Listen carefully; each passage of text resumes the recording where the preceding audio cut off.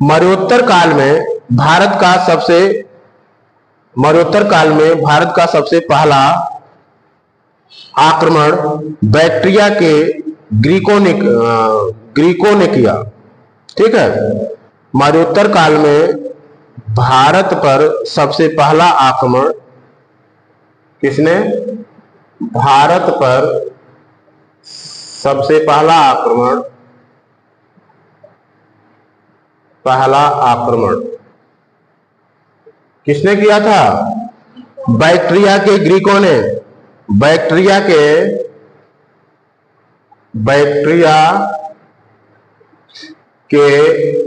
Greco ने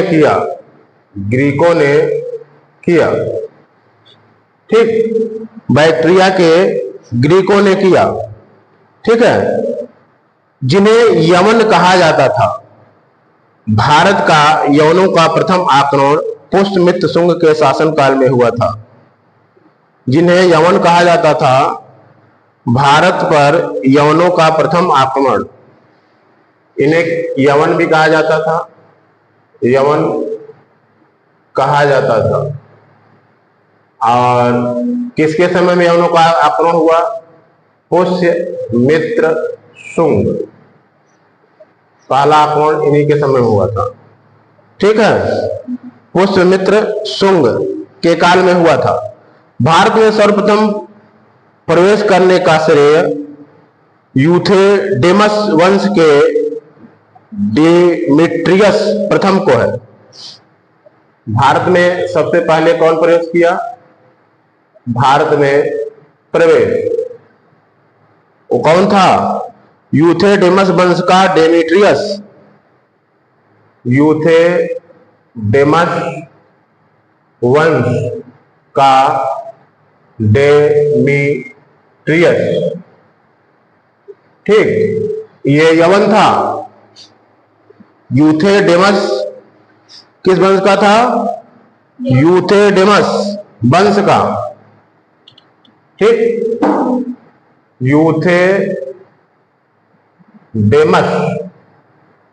यूथेडेमस वंश का डेमेट्रियस। नाम क्या था? डेमेट्रियस प्रथम। इसका नाम था डेमेट्रियस प्रथम। ये भारत में सबसे पहले प्रवेश किया था। प्रथम प्रवेश किसने? भारत में प्रथम प्रवेश किसने किया था? यूथेडेमस वंश का डेमेट्रियस। उसने 183 ईसा पूर्व में साकल को अपनी राजधानी बनाया। किसने? इसी डेमेट्रियस ने 183 ईसा पूर्व में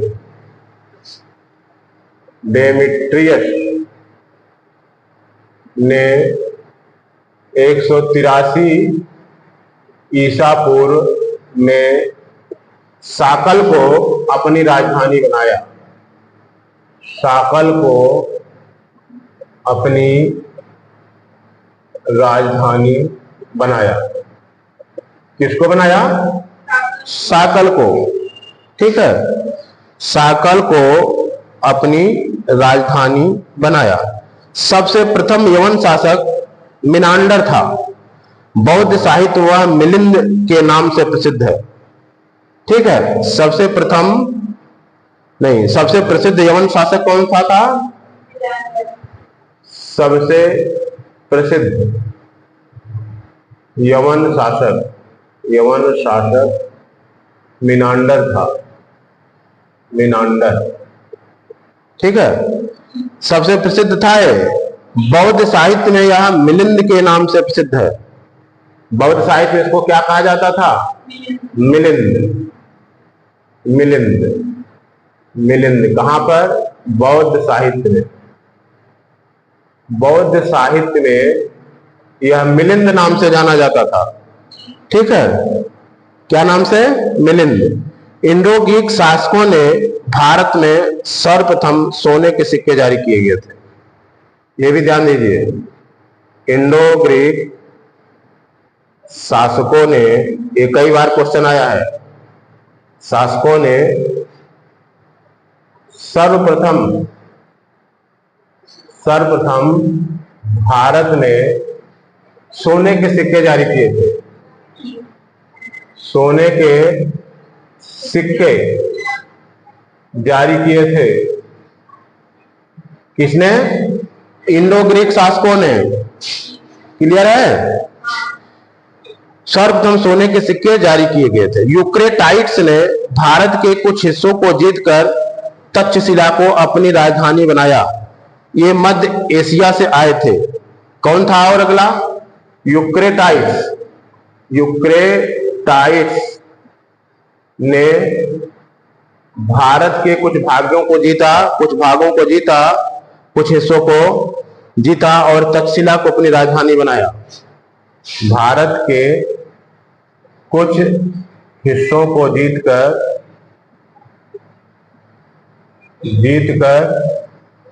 तक्षशिला को अपनी राजधानी बनाया। किसको? तक्षशिला को अपनी राजधानी बनाया।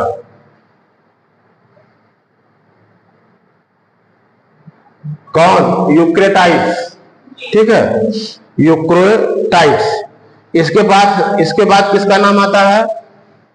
सक्सिथियन। कौन?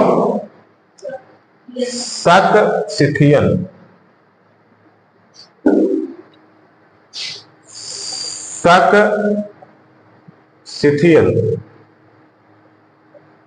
ठीक है।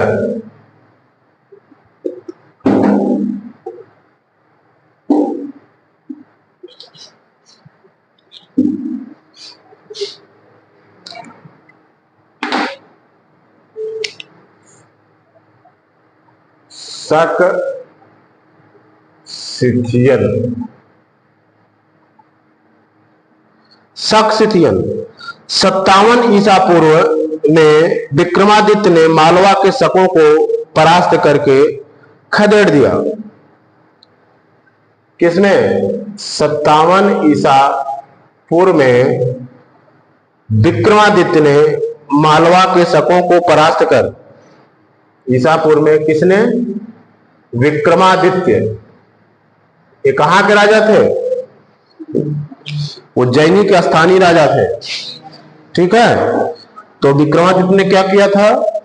शकों को परास्त किया था। ठीक, विक्रमादित्य ने शकों को परास्त करके खदेड़ दिया। मालवा के शकों को परास्त करके खदेड़ दिया। किसने? विक्रमादित्य ने। ठीक, कब खदेड़ा था? 57 ईसा पूर्व। ठीक, इन्हीं के नाम पर विक्रम संवत हुआ। विक्रम संवत यहीं से शुरू होता है, इन्हीं के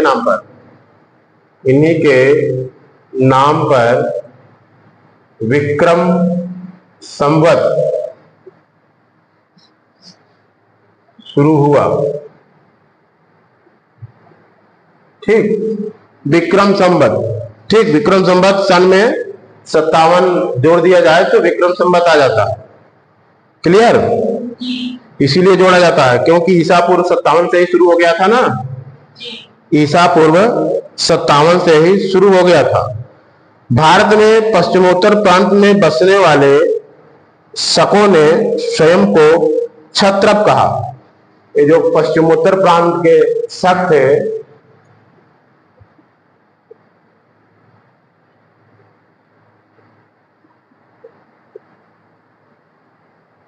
स्वयं को क्या कहते थे? स्वयं को क्षत्रप। ठीक है, स्वयं को क्षत्रप कहते थे। क्लियर हो गया? रुद्रामन प्रथम इन्हीं शकों में से ही था। कौन? रुद्रामन प्रथम। रुद्रामन प्रथम 130 से 150 ईस्वी के मध्य था। 130 से 150 ईस्वी। ठीक है, ये इसके अभिलेख में सुविशाख दत्त द्वारा सुदर्शन झील के पुनर्निर्माण का उल्लेख मिलता है। इसी के अभिलेख में सुविशाख दत्त द्वारा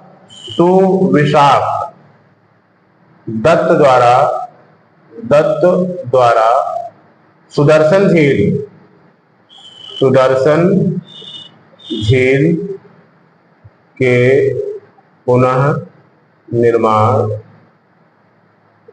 पुनर्निर्माण का साक्ष्य मिलता है। ठीक है, पुनर्निर्माण का उल्लेख मिलता है। ये झील किसने बनवाई थी?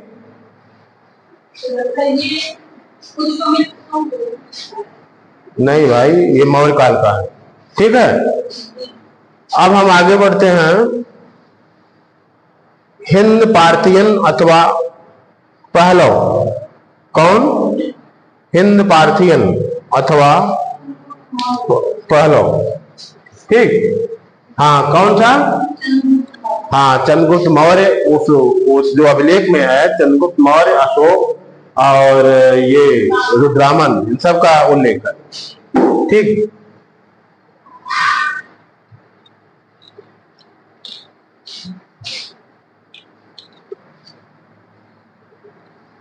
अगले कौन है? हिंद पार्थियन अथवा पहलव। हिंद पार्थियन अथवा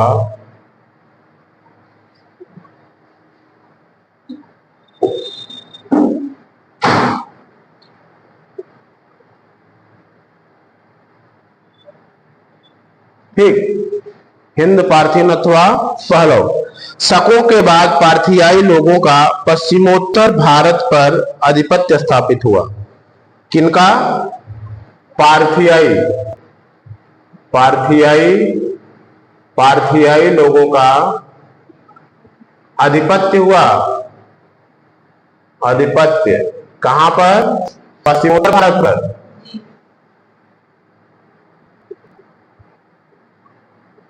पश्चिमोत्तर भारत पर शकों के बाद पहलव अथवा पार्थियंस का पश्चिमोत्तर भारत पर आधिपत्य हुआ। ठीक है, उनका मूल निवास स्थान ईरान था। ये पार्थियाई कहां के थे? ईरान के। मूल निवासी ईरान के थे।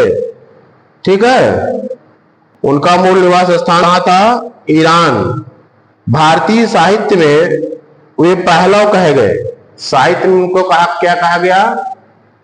भारतीय साहित्य में उनको पहलव कहा गया। ठीक, ये जो भारतीय साहित्य है उसमें इनको ये कहा गया, पहलव कहा गया।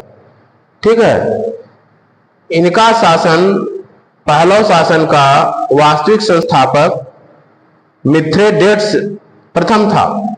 इनके शासन का वास्तविक संस्थापक कौन था?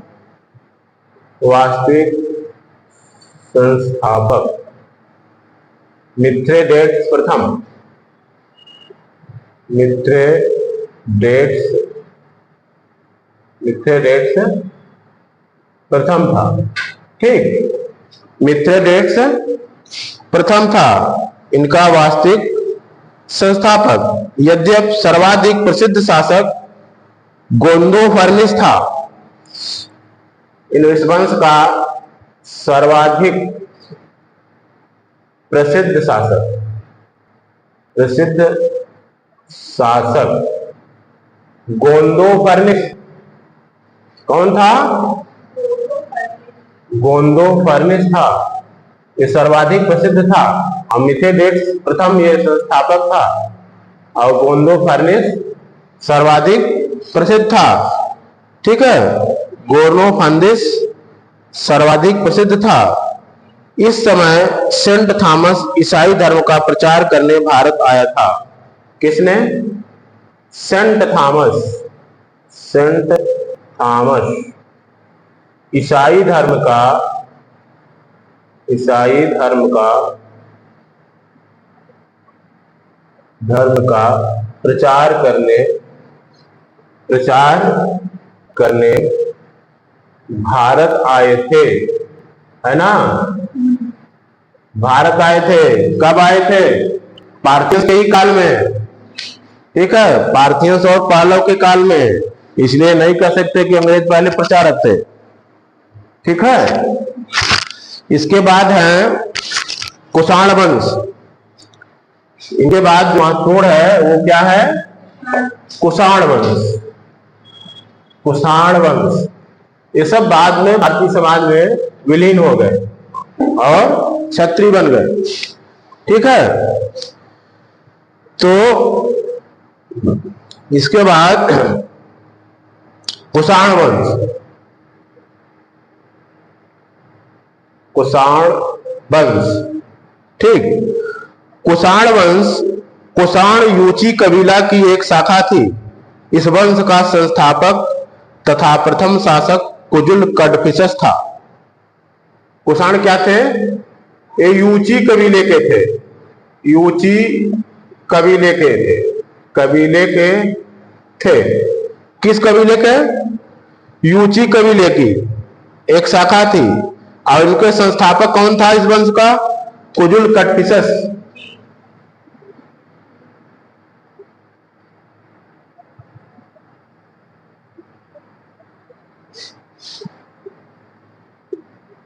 कुजुल कडफिसस, ठीक। कौन था? कुजुल कडफिसस, ठीक है। कुषाण वंश का सबसे प्रसिद्ध शासक कौन था? कनिष्क। कुषाण वंश का सबसे प्रसिद्ध शासक कौन था? कनिष्क, है ना। इसी के समय कुंडलवन में चतुर्थ संगीत हुई थी। कुंडलवन मतलब कश्मीर, और जिसके अध्यक्ष कौन थे? वसुमित्र उपाध्यक्ष थे, वही कनिष्क। ये सबसे प्रसिद्ध शासक था कुषाण वंश का, ठीक है। कुषाण वंश का सबसे प्रसिद्ध शासक कनिष्क था, ठीक। कनिष्क ने 78 ईस्वी में शक संवत आरंभ किया। अगली विशेषता क्या है? उपलब्धि। कनिष्क ने 78 ईस्वी में शक संवत आरंभ किया। शक संवत आरंभ क्या किया? शक संवत आरंभ किया। कब किया? 78 ईस्वी में। किसने किया? कनिष्क ने, ठीक है। उसने बौद्ध धर्म को संरक्षण प्रदान किया तथा महायान संप्रदाय का प्रचार प्रसार किया, ठीक है। इसने क्या किया? बौद्ध धर्म का संरक्षण और क्या किया? महायान संप्रदाय का प्रचार प्रसार, महायान संप्रदाय का प्रचार प्रसार किया। किसने किया? कनिष्क ने, ठीक। कनिष्क के चरक जो है, कनिष्क के राजवैद्य थे, ये भी जानते रहिए, बहुत इंपॉर्टेंट है। चरक कनिष्क के राजवैद्य थे, इनके दरबार में थे, राजवैद्य थे। चरक कनिष्क के राजवैद्य थे जिन्होंने चरक संहिता लिखी थी। क्या लिखा था इसमें? चरक संहिता। इनकी पुस्तक का नाम है चरक संहिता। चरक संहिता लिखी थी किसने? चरक ने ही लिखा था, ठीक है। चरक ने ही चरक संहिता लिखा था। फिर आगे क्या है? इन्हीं के समय में कामसूत्र की रचना की थी वात्स्यायन ने। क्या? वात्स्यायन ने क्या किया था? वात्स्यायन ने एक पुस्तक की रचना की थी कामसूत्र की। ये इन्हीं के समय के हैं। और कुषाणों की राजधानी पुरुषपुर, पेशावर एवं मथुरा थी। कुषाणों की राजधानी कहाँ थी? राजधानी पुरुषपुर, पुरुषपुर या पेशावर। और क्या थी? मथुरा भी इनकी राजधानी थी, मथुरा। ठीक है, ये कुषाणों की राजधानी थी। इसके बाद है संगम वंश।